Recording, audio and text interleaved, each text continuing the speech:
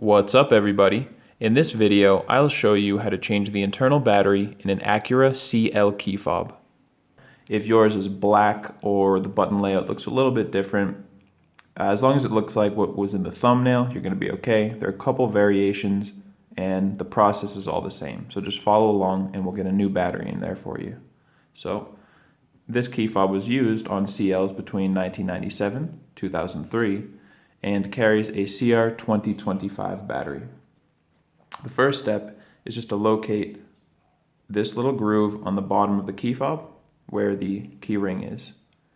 And we're going to take an instrument like a flathead screwdriver, insert it into that groove, and just gently twist. Being careful, twisting, you'll start to separate it. And you can work your way down, twisting, until you can just pop it open.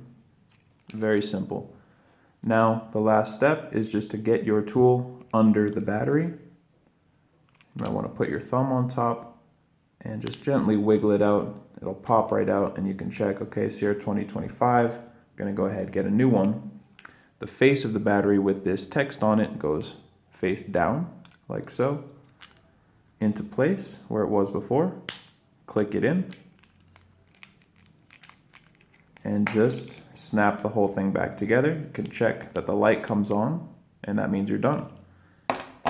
For a full guide on the Acura CL or this particular key fob, you can click the link in the description to go to fobbattery.com.